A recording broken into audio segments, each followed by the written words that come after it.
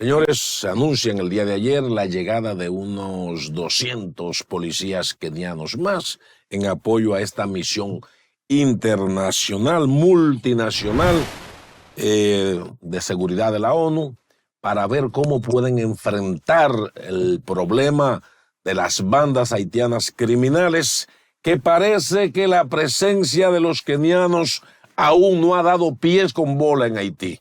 En la medida que la presencia de los kenianos no se muestra con fortaleza y que se vea que se le esté dando golpe certero a estas bandas, uno no ve cuál es la salida que a corto y mediano plazo puede haber en Haití para retornar a la paz que es necesaria para institucionalizar Haití, porque si no se institucionaliza Haití, seguirá siendo un simple conglomerado humano.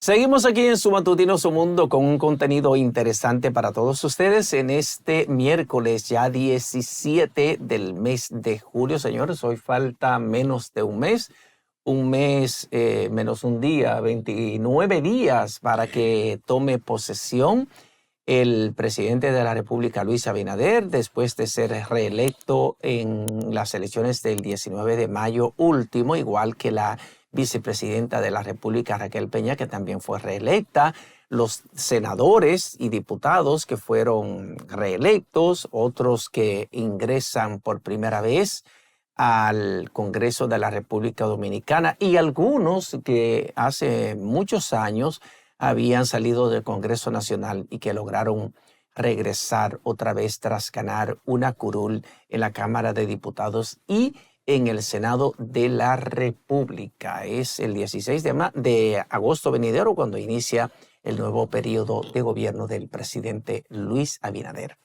Marino, hay un tema que yo quiero tratar este día, porque es un tema que hemos tratado de manera recurrente de los niveles de seguridad prevalecientes en nuestras cárceles, en los recintos de reclusión de la República Dominicana. De igual manera, aquellos que forman parte del nuevo modelo de gestión penitenciaria y los del viejo modelo. ¿Por qué? Bueno, porque un recluso que había sido sacado de la cárcel La Concepción de la Vega para llevarlo a un centro médico a tratarle un tema de una infección que había adquirido en una cirugía que le fue practicada para extirparle una hernia abdominal.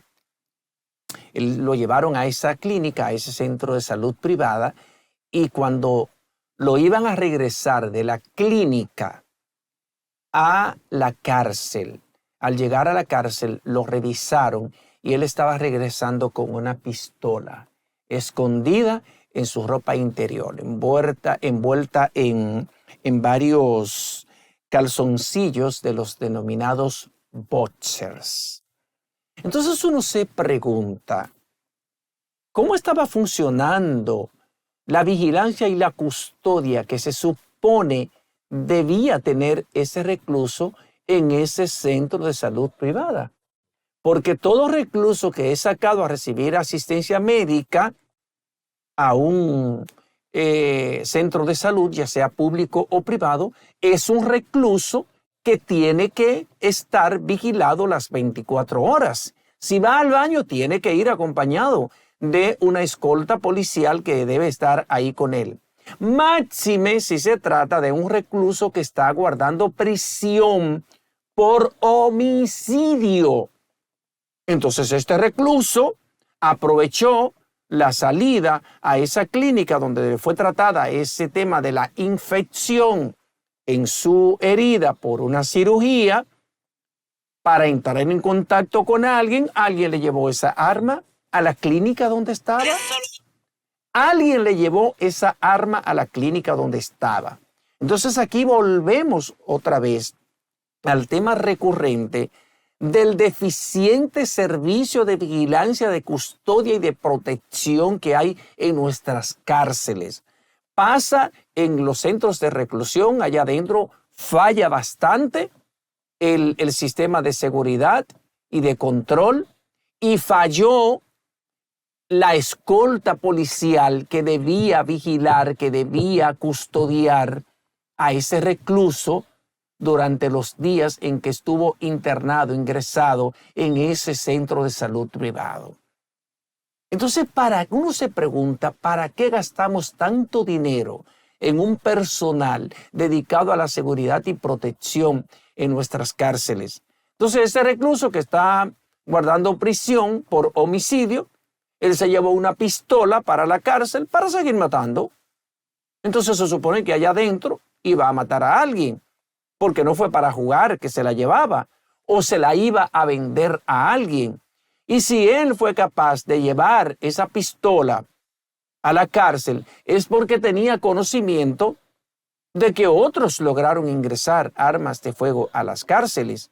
Y hay muchísimos casos que hemos conocido de personas que han sido asesinadas dentro de un recinto penitenciario con armas de fuego o con armas blancas, que tampoco debería ser. Es inaceptable que un recluso tenga acceso a una arma blanca, ya sea de fabricación carcelaria o de cualquier tipo, porque para eso hay un personal que se encarga de vigilar, de custodiar y de mantener un estricto sistema de control de la población carcelaria, de vigilarlos. Hay cámaras para darle seguimiento. ¿Qué hacen cuando salen, por ejemplo, a los espacios de socialización, a los patios? ¿Qué hacen cuando están en una reunión entre ellos, entre los reclusos, cuando van a los comedores, cuando van a los diferentes lugares de las cárceles a donde ellos tienen acceso? Entonces, una vez más, tenemos que pensar en la necesidad urgente de fortalecer los sistemas de vigilancia, de control y de seguridad en nuestras cárceles. Pero además, la otra lectura a este caso es que puede parecer un caso aislado, pero la otra lectura lamentable que tenemos que hacer es el difícil y casi imposible proceso de regeneración de los reclusos. Porque ese recluso está preso por homicidio, pero él llevaba una pistola y no era para jugar, era para seguir matando. Ese recluso de nombre, lo tenemos aquí, Víctor Adolfo Figueroa de los Santos, ¿verdad? Él llevó una pistola 9 milímetros que guardaba en su ropa interior. Se encontraba ingresado desde el pasado viernes en un centro de salud privado al cual fue llevado precisamente por una infección de la que le estamos hablando hace unos 15 días. Y guarda prisión en el Centro de Privación de Libertad ubicado en la Fortaleza La Concepción de la Vega, acusado de homicidio. Entonces, este es un llamado más a las autoridades de la Dirección General de Control Penitenciario para que pongan siempre especial atención al sistema de vigilancia, de control y de custodia en nuestros centros penitenciarios, para que no sigamos teniendo allí a personas que ya han matado, que ya han cometido homicidios y que no tienen ninguna intención de regenerarse, y que lo que quieren es seguir matando gente desde las cárceles y seguirlo haciendo cuando salgan de las cárceles. A esa gente yo pienso que nunca deberíamos devolverlos a las calles. Y por eso es que hay tantas personas que apoyan la pena de muerte. Porque lamentablemente esos asesinos nunca se regeneran. Lamentablemente. Qué pena. Qué pena, hermano. Pero así es.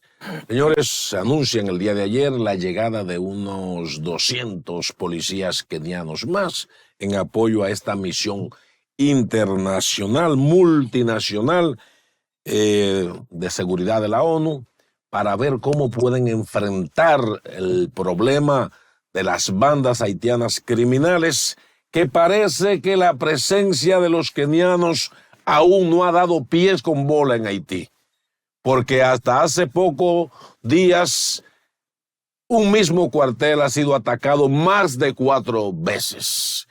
Lo que quiere decir, señores, que si la ONU y esta misión multinacional no hace el gran esfuerzo para poner en jaque mate a estas bandas, el tema de retornar a la paz en Haití, uno no lo ve muy cerca. Pensábamos que ya a esta altura de juego, estos grandes expertos kenianos, que tanto se ha hablado de ellos, ya hubiesen tenido un control, pero las bandas siguen desbandadas, si se quiere.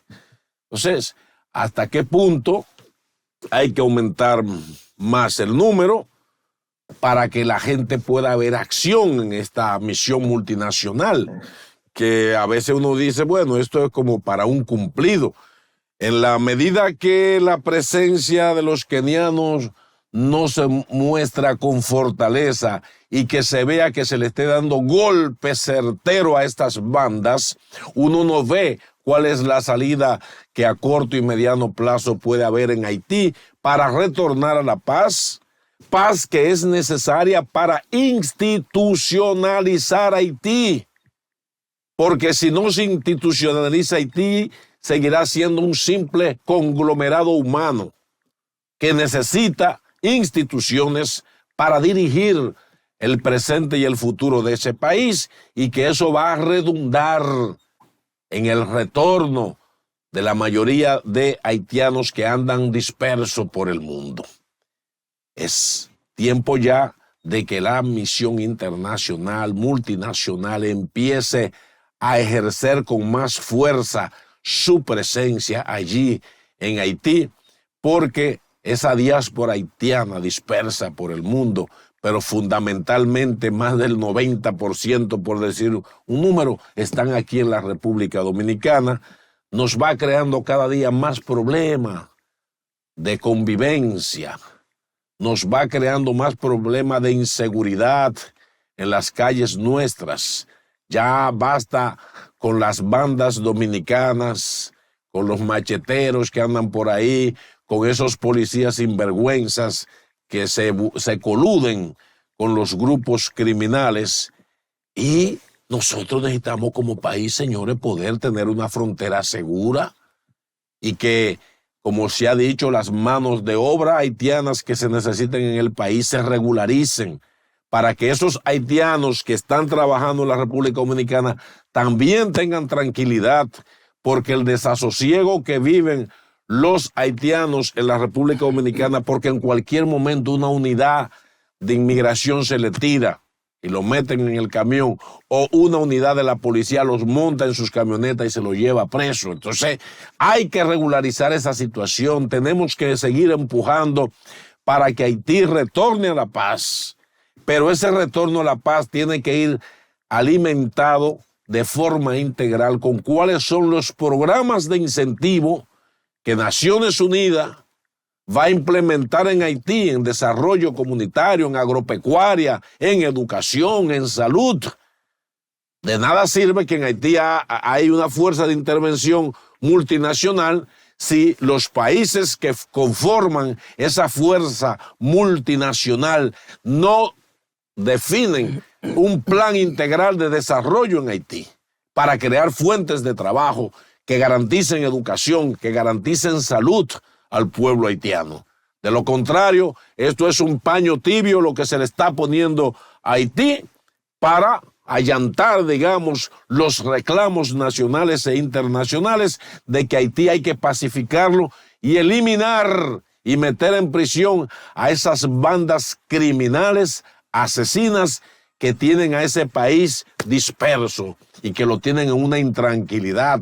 Ni los agricultores pueden trabajar en Haití con la presencia de estas bandas asesinas criminales en Haití. Entonces, creo que es tiempo de que la comunidad internacional empiece a hacer, digamos, una presencia más contundente, que le demuestren al mundo que de verdad hay una intención real de que la solución haitiana llegue por fin, pero que esta solución no será posible si no se desarrolla dentro del marco de un plan integral que conlleve a una buena prácticas agrícola, a que se haya mucha inversión en pequeñas iniciativas, MIPYMES, que se respalden a los grupos económicos inversionistas en Haití, que se desarrolle, digamos, a nivel fronterizo, quizás zonas francas, para que los haitianos regresen a su país y que los que están aquí, los que se necesiten, también estén regularizados con contratos para que puedan también vivir y trabajar en paz a la República Dominicana.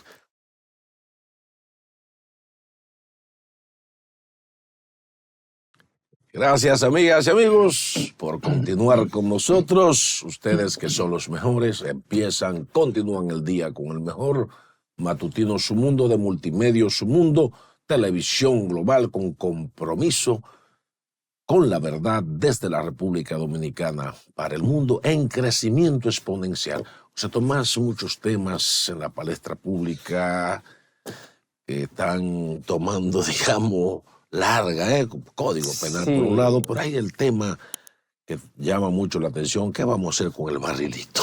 Bueno, señores, el barrilito, el barril sin fondo, el fondo, pues el llamado Fondo de Compensación Social de los senadores de la República, un fondo que es distribuido entre los senadores para que realicen labor social en sus provincias, un fondo que en muchas ocasiones ha sido considerado inconstitucional por expertos juristas, porque, señores, la labor de un legislador nada tiene que ver con distribución de ayudas sociales, nada tiene que ver con dirigir política social. El Estado dominicano tiene estructuras, tiene instituciones que son las que se encargan de dirigir la política social, la política de asistencia y de las llamadas ayudas. Ahí tienen, por ejemplo, el Gabinete Social que dirige Francisco Antonio Peñaguaba. Tiene una institución también que se encarga también de la parte como más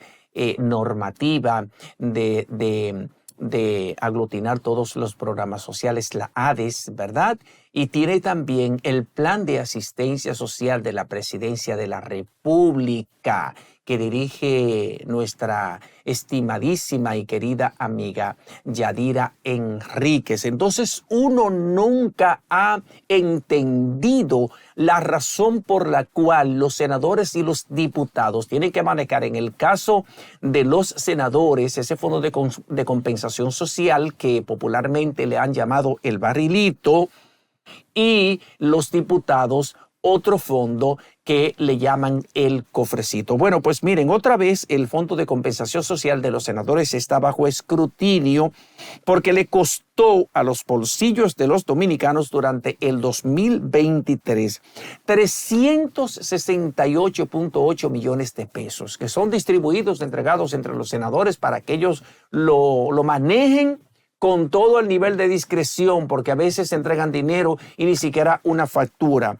No hay evidencias de que ese dinero tampoco llegó a las personas que ellos dicen que se lo entregaron. Entonces el informe, el programa de investigación periodística de la veterana periodista Alicia Ortega, reveló que solo el año pasado el Senado distribuyó de manera regular 252.852.000 pesos, con asignaciones que van desde 619.000 hasta 1.059 millones mensuales, dependiendo de la población de la provincia. Y presentó una montaña de cifras que han vuelto a poner bajo interrogantes el uso que se le da a los fondos y por qué organizaciones como Participación Ciudadana e incluso senadores que han rechazado recibirlos consideran que debe ser eliminado.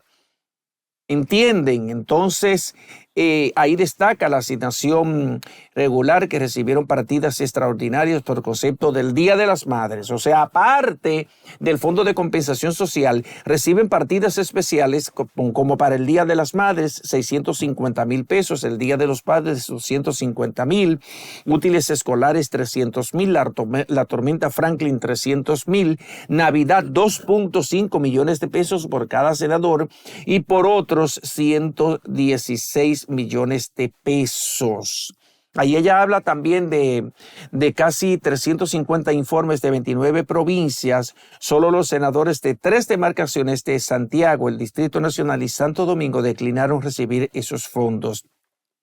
Ese programa puso en evidencia con imágenes de facturas y el cotejo de registros de beneficiarios, verificación de comprobantes o soportes de pago, la utilización irregular del fondo. Entonces, ahí dice que Lenín Valdés López, bajo la lupa, el informe exploró en el mar de facturas, el senador de Monteplata.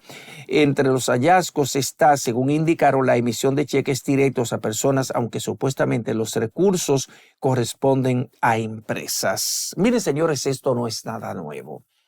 Ha habido muchísimos cuestionamientos de diversos sectores sociales, organizaciones de la sociedad civil, y la ciudadanía en sentido general, porque uno no entiende la naturaleza de este fondo, porque la labor del legislador es legislar, producir las leyes que sirven como marco jurídico para impulsar el desarrollo económico y social de la República Dominicana, para garantizar la seguridad jurídica, pero también el legislador es un ente de control, es un fiscalizador, debe estar pendiente del uso que da el Estado, los recursos públicos, en qué los utiliza, para qué, y para qué los utiliza. ¿Verdad? Los recursos del Estado, que el Estado somos todos, los recursos que usted y que yo, que nosotros aportamos en el pago de impuestos. En ninguna parte de la Constitución establece que el legislador tiene que participar en programas y políticas sociales, en programas asistencialistas. Esto es parte del populismo que caracteriza a la política dominicana, y más de una vez ha sido denunciado, ha sido cuestionado el uso que le dan a ese fondo de compensación social en el Senado y en la Cámara de Diputados. Entonces uno no entiende por qué demonios no eliminan eso. Si ya hay especialistas del derecho que han establecido que ese fondo de compensación social es inconstitucional porque no está establecido de manera oficial, de manera legal en el presupuesto de la República. Los senadores y los diputados no tienen que participar en la distribución de ayudas sociales ni en la realización de programas sociales. Eso lo hace el Plan de Asistencia Social de la Presidencia de la República, los comedores económicos que distribuye comida cocida, el INESBRE que organiza, por ejemplo, ferias de precios económicos para abaratar la canasta básica familiar. El Estado tiene sus estructuras oficiales para dirigir la política social y asistencia del Estado. ¿Por qué caramba tienen los senadores y los diputados que seguir recibiendo dinero? Oigan eso, hasta para hacer habichuelas con dulces en Semana Santa reciben dinero.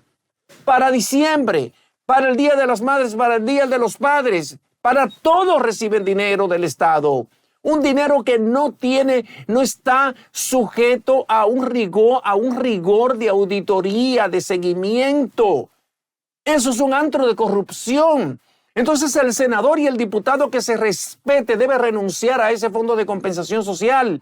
Porque antes los diputados ayudaban a los residentes de sus provincias y de sus demarcaciones políticas y no tenían ese fondo. ¿Cómo lo hacían? Yendo a las instituciones públicas y diciéndole: mire, señor ministro, mire, señor secretario, señor director, hay tales familias en mi provincia que tienen tal necesidad. Yo necesito que a través de esta institución usted me ayude a construir una solución. Y lo hacían. Y ganaban sus cargos y se reelegían. Yo recuerdo senadores que duraron hasta 38 años en el Senado, como Florentino Carvajal Suero, que Dios lo tenga en la gloria. Amable Aristi Castro, que Dios lo tenga en la gloria también. ¿Cuánto tiempo duró en el Senado de la República? Entonces no hay la necesidad de ese fondo de compensación social para usted reelegirse en su cargo. Eso lo que sirve es para mantener una corruptela, para ser distribuido entre los cercanos colaboradores de los diputados y de los senadores. Por Dios, eliminen eso. Presidente Abinader, elimine eso. Dedíquenlo a resolver los problemas de tantas familias en la República Dominicana que no tienen un techo propio, que no tienen agua potable en sus casas, que carecen de los servicios básicos más elementales para tener una mínima calidad de vida decente. De gente que está carenciada de todo, que carece de comida, que carece de techo, que carece de todo. Entonces que sea el Estado, porque es al Estado dominicano que le corresponde dirigir una política de asistencia social para ir en apoyo de los sectores más vulnerables de la República Dominicana. A los senadores y a los diputados que se pongan a legislar para que con otra iniciativa no pase como con el Código Penal, que tiene más de 20 años dando vueltas en el Congreso Nacional y todavía no ha sido aprobado, y nos estamos manejando en el siglo XXI con un código de 1844 de la misma edad de la República, y eso es penoso. José Tomás, lo cierto es que la cultura política dominicana ha hecho que hacer política sea tan costoso. Cada día más cuesta mucho dinero poder aspirar a una posición política y más dinero poder mantenerse, ¿eh? Porque cada senador o cada diputado tiene un equipo humano en la provincia o el municipio donde tenga su representación que hace que tenga que mantener a un grupo de gente en el entorno que muchos de ellos no tienen empleo. Entonces, la política en este país cada día es más costosa, cada día se le hace más difícil a trabajadores sociales, a líderes comunitarios, poder acceder de alguna forma al tren gubernamental o legislativos o municipal, porque para poder ostentar un cargo es a base de mucho dinero, mucho dinero. El barrilito y el cofrecito es nada en materia económica con relación a todo lo que tienen que entregar a los equipos, a los entornos de diputados, senadores, hasta los regidores, señores. Y muchos de estos senadores y diputados, algunos que conozco, hasta se quejan porque el sueldo que reciben diputados y senadores también se le va muchas veces para poder mantener las propias estructuras, porque la política se le ha hecho cara. Entonces estoy de acuerdo contigo que debieran eliminar ese barrilito y ese cofrecito, pero hay que hacer entonces una cultura de cómo es que podemos implementar en la gente que no sigue esa tendencia, que desde el poder se le ofrece dinero a la gente para que vote, se le ofrecen bienestar para que puedan hacer política. Entonces ya esa época de las ideologías en que la gente se involucraba en proyectos políticos sociales para que se le responda a ciertas reivindicaciones sociales, eso ya no existe, ¿eh? Es me voy contigo porque me va a resolver mi problema. Entonces cada cual en este individualismo social y cultural en la República Dominicana anda detrás de que le resuelvan su problema. Ya la parte ideológica, la parte, digamos, humana, el crecimiento integral, eso no importa, y lo que estamos asistiendo es a una degradación de la función política en la República Dominicana, por lo que se hace necesario reeditar, digamos, la forma de hacer política, porque la gente no se quiere acercar a ningún político que no tenga dinero para darle. Esa es una realidad que hay que ver cómo vamos creando una cultura educativa, porque desde arriba se da la señal que para llegar o mantenerse en un cargo es a base de repartir dinero. Entonces no importa el desarrollo comunitario, no importa la dignidad humana, aquí lo que importa es llegar para quedarme, porque detrás del dinero hay también poder, José Tomás. O sea, el poder, y no dice, pero ¿por qué es que un senador o un diputado o hasta un regidor, que conozco un caso de un regidor, que para una regiduría, señores, se gastó 20 millones, señores, cuando durante todo el periodo en que sea regidor no va a ganar como salario 20 millones. Pero ni 5 millones. Ni 5. ¿Cuánto puede ganar un regidor? Gana de acuerdo a la cantidad que recibe el municipio. Y a la población, ¿entiende? que representa. Y entonces lo que va a hacer es negociar desde el ayuntamiento, entonces, negociar con el uso de suelo, negociar con el otorgamiento de permisos para construcción de edificaciones, de casas y de edificios de manera irregular, que eso es lo que hacen. Y lamentablemente eso es lo que están haciendo aquí en el país mucha gente. Pero mira, por ejemplo, te decía, en este caso, por ejemplo, en el caso del senador por La Vega, Ramón Rogelio Henao, reportó gastos de transporte de 100 vinos, la compra de 100 vinos JP, 300 botellas de Chivas, que son whisky, 17 botellas de champaña y 46 canastas.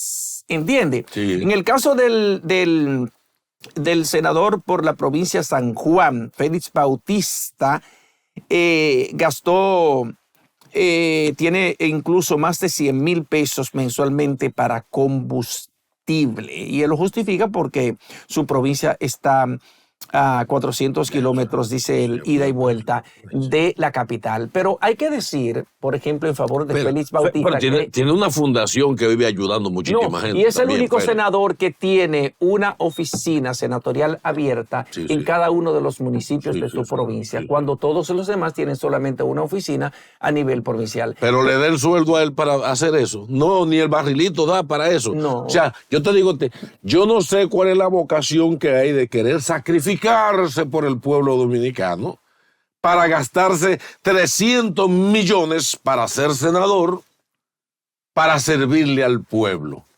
Yo no entiendo esa vocación.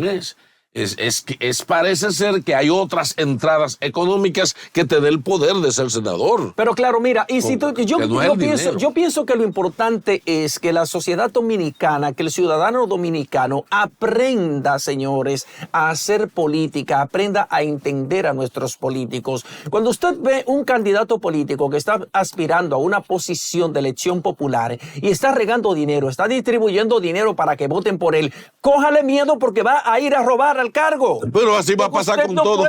Bueno, pero vamos a volver a la etapa en la que el político, en la que el candidato a diputado, a senador, a regidor, a alcalde, era electo por prendas de honorabilidad y de decencia, por una trayectoria de vida prístina, transparente, responsable. Sí. Que la gente era escogida a los cargos públicos por principios éticos y morales. Tú escogías a quién como alcalde, a la persona que yo conozco que tiene una trayectoria de prosperidad, de progreso con base al trabajo decente. Sí. Pero ya eso tenemos que irlo acabando porque nosotros no podemos seguir permitiendo que la política en la República Dominicana siga existiendo como un mercado persa donde aquí gana la posición el que trae el dinero por sacos y el que tiene más dinero para repartir. Y yo creo que esta sociedad dominicana, que ha avanzado muchísimo en otros órdenes, no se merece un estadio de cosas de ese nivel, una podredumbre política tan grande. Entonces, José Tomás, no basta solo con legislar, hay que educar y que sea también la ley la que force a que ninguna posición política se tenga que ganar con el dispendio de dinero. ¿Por qué? Porque los líderes comunitarios, lo que conoce la comunidad, los servidores, no tienen acceso a veces ni a ser regidores, porque el que tiene los cuartos es el narcotraficante, es el lavador o el rifero. Entonces, el país va por muy mal camino, pero a lo que aspiramos en esta especie de utopía, se queda muchas veces en poesía, porque la realidad supera con los hechos, supera. Entonces, dinero para comprar una posición de servicio y al final, ¿qué? La gente sigue peor, José Tomás. Entonces, ¿cómo vamos a enfrentar esa cultura corrupta? ¿Y cuál será la posibilidad que tienen los comunitarios, los que conocen la comunidad, los que trabajan de manera decente y entregada por las comunidades, esos no tienen acceso a cargos públicos. No, claro que no. No tienen dinero para pagar. Porque se ha corrompido totalmente la actividad política en la República Dominicana. Entonces, yo pienso que es importante que los medios de comunicación y espacios como este, espacios de opinión, y los periodistas, que todavía hay muchos que están comprometidos con mantener el periodismo como un ente, como un eje para promover e impulsar propuestas de desarrollo, es ir incentivando y motivando a la gente a que aprenda a votar, a que entienda que no vale la pena que a él le regalen 10,000 o 5,000 pesos que le resuelvan un problema quizás personal, pero mientras tanto sigue viviendo en un entorno, en una demarcación sucia, con las aceras ocupadas por muchísima gente que usted no la puede utilizar, en medio de un desorden, que usted vaya, por ejemplo, a utilizar los servicios públicos y no los tenga de la debida calidad, que haya limitaciones, por ejemplo, en el suministro de agua potable, que es tan vital para la salud y para el desarrollo de todas las actividades en el hogar.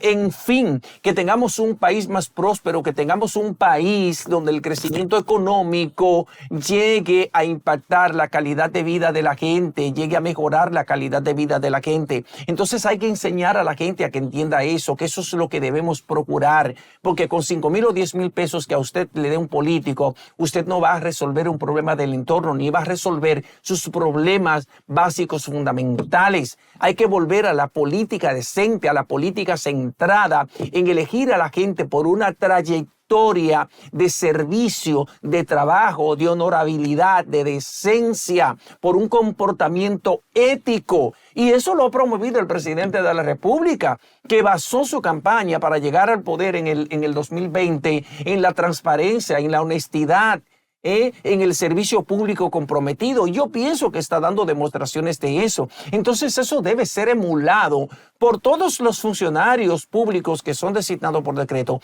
pero también por todos aquellos funcionarios que están ocupando cargos de elección popular. Hay que volver al rigor ético. Hay que volver a reconocer a la gente por sus prendas morales, por su honestidad y por su decencia. Este país no puede seguir por ese derrotero, donde todo sea por dinero.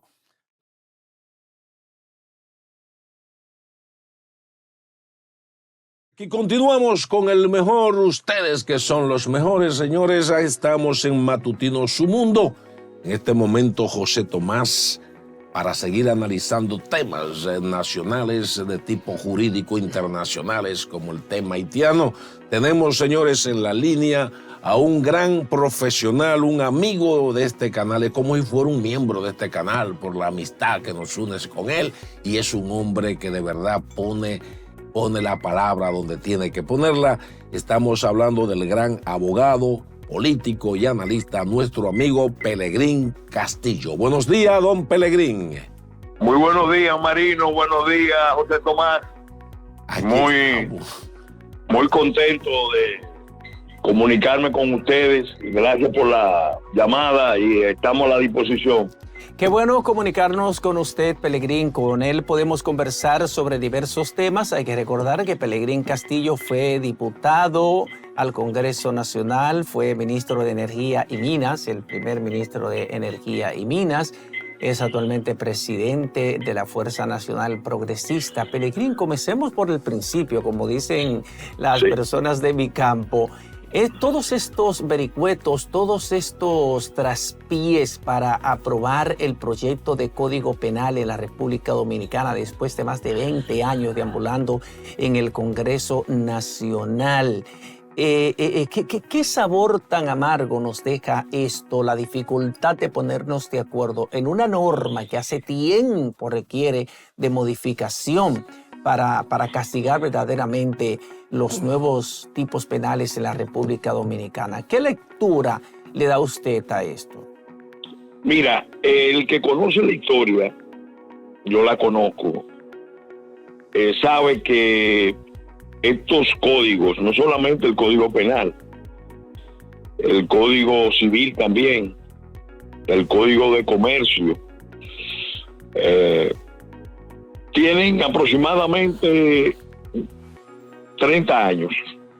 Cuando entró el gobierno del presidente Fernández, hacia finales del gobierno, se enviaron al Congreso, a la Cámara de Diputados y al Senado todos estos proyectos. Y realmente el Código Penal y el Código Civil, que son muy importantes, que necesitan de actualizaciones en una serie de aspectos, realmente no han tenido una respuesta adecuada. Y creo que tiene que ver mucho con el procedimiento que se usó. Nosotros al principio advertimos la conveniencia de que en vez de aprobar el código en bloque, se discutiera por partes. Cada título del código convertirlo en una ley y después, al final, votar una ley general que unificara todos los títulos y le diera forma de codificación. Así nosotros ya hace rato hubiéramos aprobado el Código Penal, el Código Civil, el Código de Procedimiento Civil. Todos esos son temas que están ahí en el Congreso sin merecer la atención que se necesita. Y lo digo por una experiencia, porque me tocó ser presidente de la Comisión de Industria y Comercio de la Cámara de Diputados, y cuando llegó el Código de Ordenamiento de Mercado. Y el Código de Ordenamiento de Mercado, ¿se oye? Sí, perfecto. El Código de Ordenamiento de Mercado tenía 4 títulos fundamentales, y la estrategia que seguimos fue la que nosotros propusimos para todos los códigos.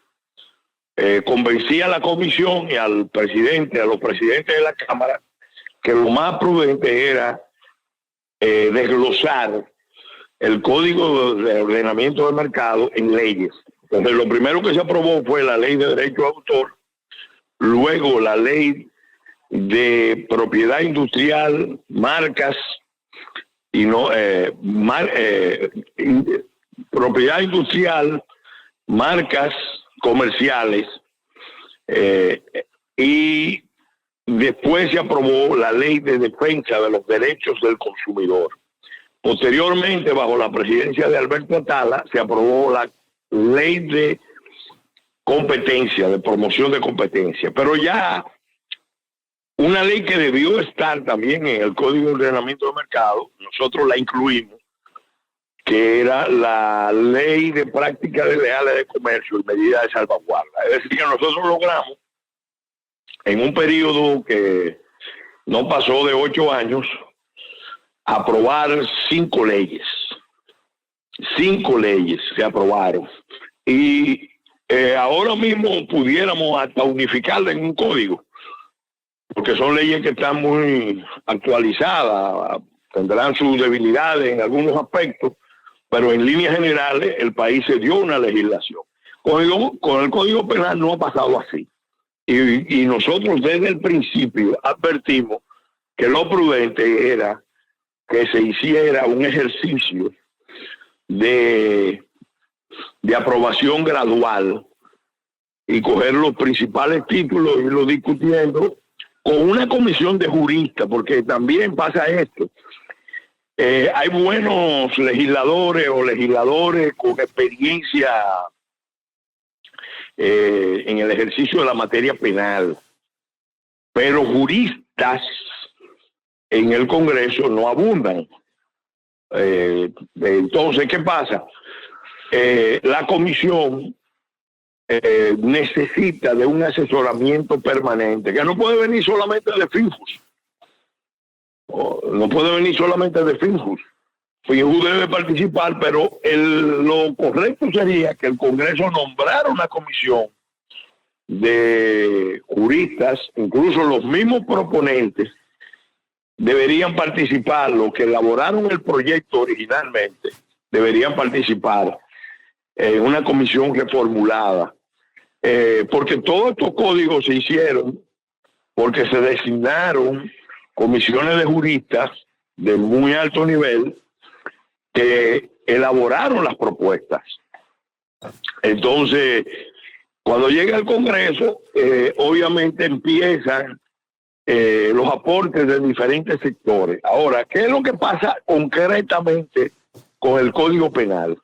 Con el Código Penal pasa también que hay, además de las cuestiones estas de procedimiento, un tema o varios temas, pero todos tienen una misma matriz de carácter ideológico. Entonces, el que lee el código, sobre todo la última versión, después de 20 años de reformulaciones, de propuestas y de sugerencias, lo que uno percibe claramente es que hay un código que está concebido para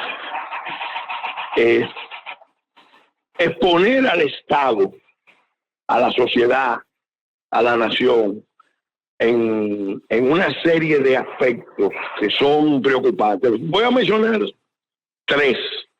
Y esto es último, esto no estaba en el inicio. Porque al inicio lo que hicieron la comisión de juristas fue tomar el código francés reformulado, como nosotros tenemos esa tradición, y con ese código trabajaron, incorporando elementos de la práctica jurisprudencial de la realidad dominicana. Entonces, mire, ejemplo, ahí se vio que incorporaron, como en el primer título, incorporaron básicamente los crímenes de lesa humanidad, los crímenes de guerra. Eso está en convenios internacionales. Exacto. Ahora, algunas de esas disposiciones tienen, vamos a decir, veneno. Y el ejemplo más concreto quedó en evidencia cuando se quiere incluir la decisión de deportar como un crimen de lesa humanidad. Querían salvar la situación con un artículo que decía que eso no aplica a las situaciones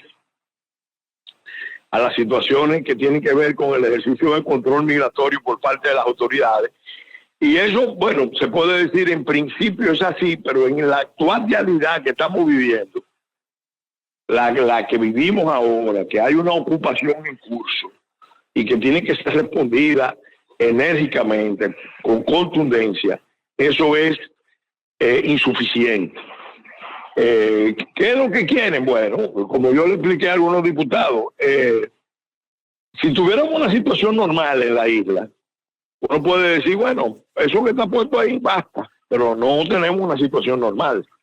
Y sabemos que hay un enjambre de ONGs que básicamente están dispuestos a actuar contra el Estado Dominicano, son agentes de poderes internacionales y quieren minar la existencia misma del Estado, y uno de los mecanismos que están empleando es precisamente que el Estado no tenga capacidad de repatriar.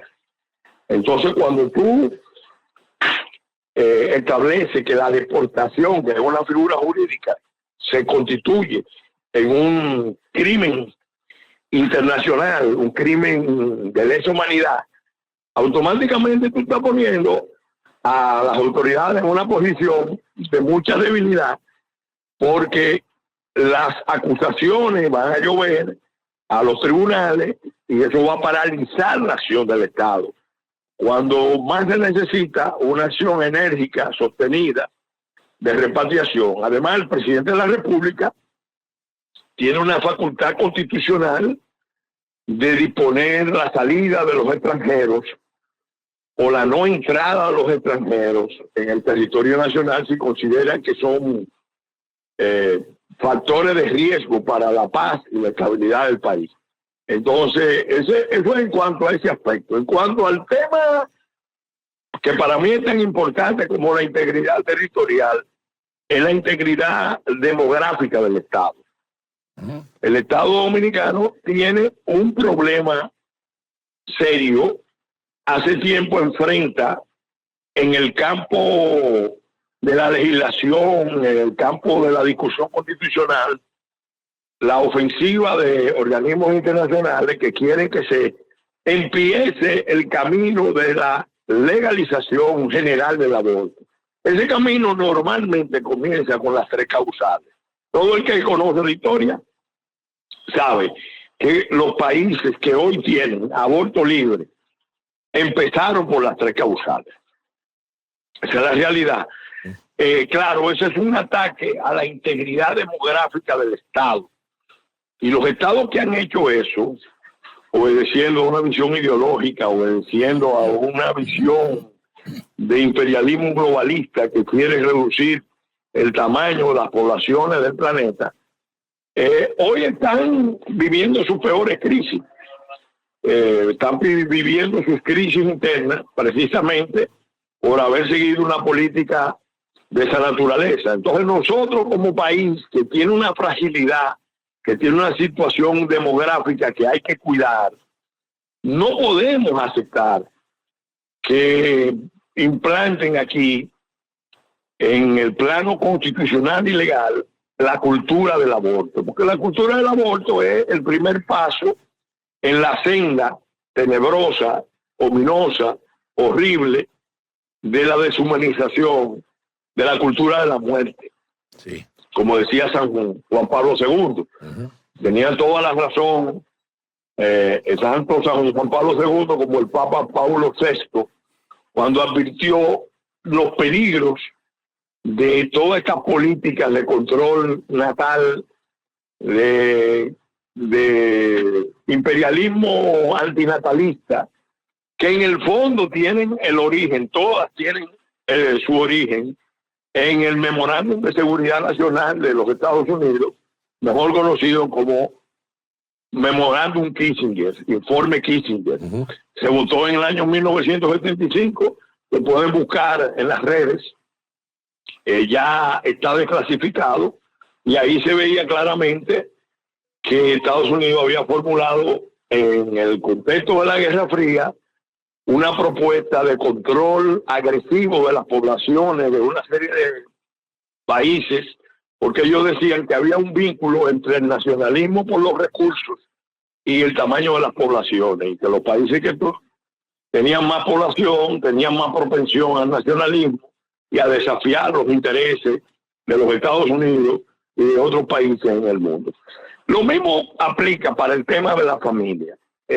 Todos los ataques a la estructura familiar están concebidos precisamente para descomponer la sociedad, porque se sabe que la familia natural, la familia que tiene por base el matrimonio o la unión estable de hombre y mujer, es el pilar, es el fundamento de cualquier nación. Cuando eso se debilita la nación, se derrumba la nación, como ha pasado en algunos países.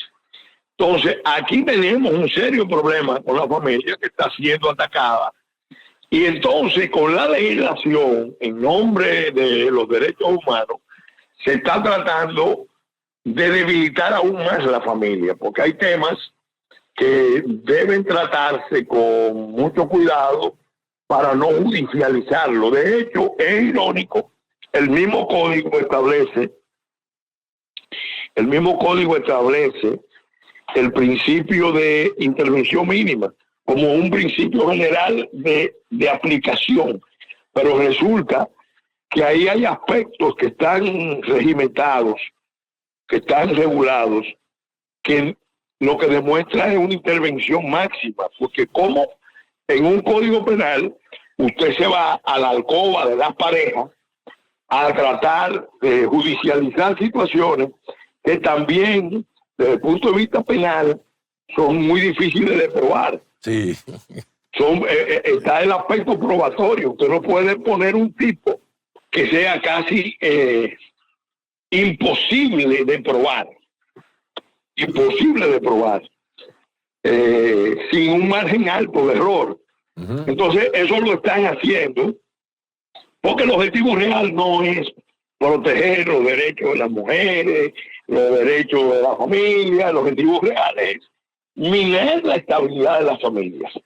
Bueno, Green. Entonces, Ese aspecto yo creo que aparece en numerosos artículos que han sido señalados por los grupos pro vida, por los grupos que realmente defienden la familia, y creo que deben ser mejorados, superados. Otro aspecto que a nosotros nos preocupa muchísimo es el hecho de que República Dominicana ha vivido varias experiencias donde empresas, organismos internacionales han venido a hacer experimentación médica, científica o alegadamente científica con la población de República Dominicana. Y resulta que cuando uno ve el tratamiento que se da a figuras como la clonación o como la experimentación médica en humanos sin información o obviamente con engaño, uno se da cuenta de que el objetivo es casi despenalizar esa infracción. Y eso es también algo muy grave. Claro. Porque imagínense, son penas de 1 a 2 años de prisión, que sabemos que son penas menores. Entonces, eso es gravísimo. Eso es un elemento que hay que prestarle mucha atención, porque República Dominicana no puede ser un campo de experimentación ya norteamericana, europea o de cualquier parte del mundo que vengan así aquí a hacer experimentos, aún cuenten con la autorización, porque muchas veces la mayoría de las personas que se someten a esos procedimientos lo hacen por algún dinero, por alguna promesa, por alguna oferta, y no tienen el nivel de información y entregan sus vidas y su salud a experimentos de mucho riesgo. Yeah. En estos tiempos que corren hay que tener también mucho cuidado con esos elementos. Peregrín, Igualmente, sí. Mira, ¿no te parece, Peregrín, que esta especie de dilación en la aprobación, este enmarañamiento envolviendo, por ejemplo, tú habías dicho que si se hubiesen separado por capítulos y leyes, ya la cosa estuviera aprobada, pero ahí las 3 causales la han metido en el paquete y al final tú sabes que es inconstitucional, hay que tocar entonces la Constitución. Ahora bien, sí. ¿No te parece extraño que en este momento desde el propio gobierno, el Ministerio de la Mujer, sea parte, digamos, de la protesta para que sí se metan una ley que afecta con la familia y que responde más a esa Agenda 2030?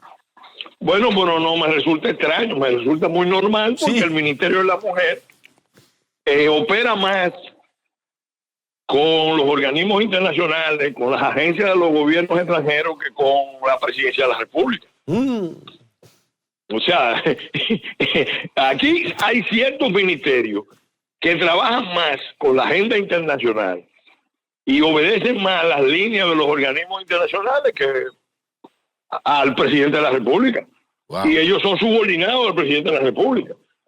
Y el presidente en eso yo creo que ha sido, vamos a decir, excesivamente tolerante, porque no quiere la confrontación abierta con los organismos internacionales.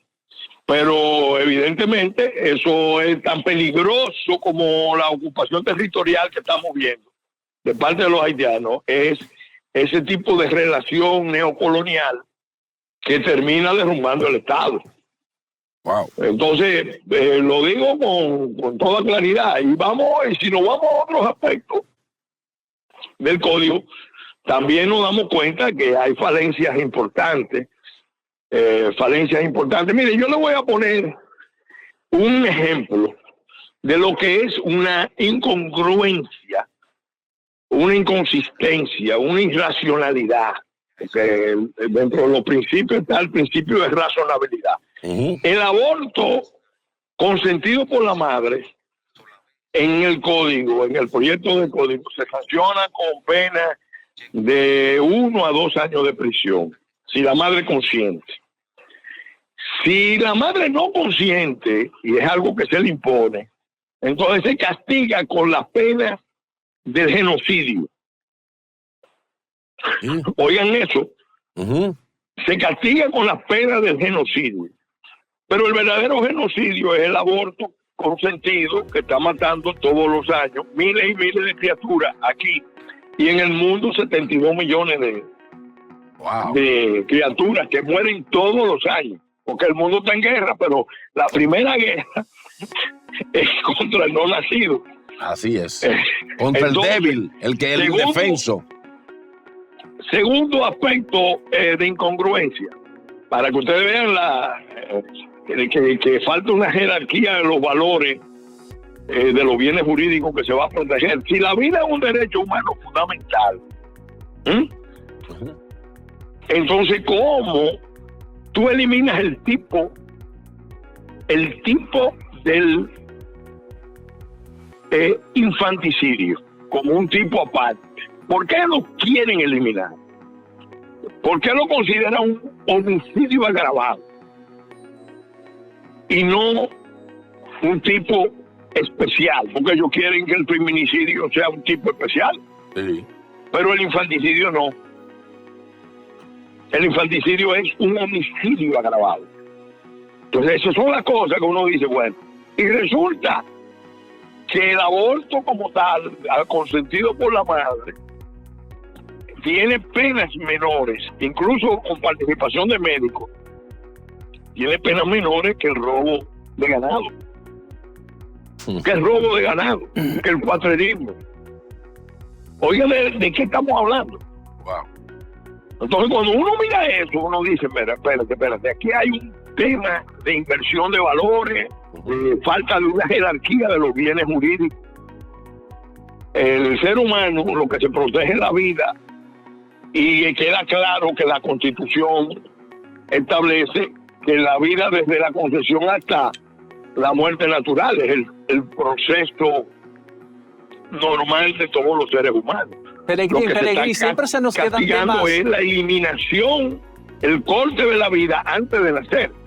Es así. Es el derecho a nacer. Es así, lo establece el artículo 37. Pellegrini, siempre se nos quedan temas muy importantes con usted porque tiene una gran capacidad para manejar temas diversos.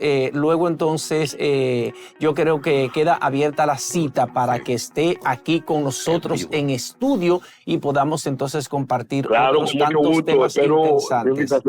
Bueno, gracias por recibir nuestra llamada, gracias por una postura tan edificante, tan clara y tan firme y coherente como tremendo, Pelegrín Castillo. Gracias, don Pelegrín. Muchas gracias, feliz resto del día. Gracias a nuestros amables televidentes por la amabilidad de su compañía. Mañana nos encontramos otra vez a las 7 de la mañana, aquí mismo. Continúen con la parrilla programática de Multimedios Su Mundo, la más completa y la mejor, diseñada para ustedes, que son los mejores.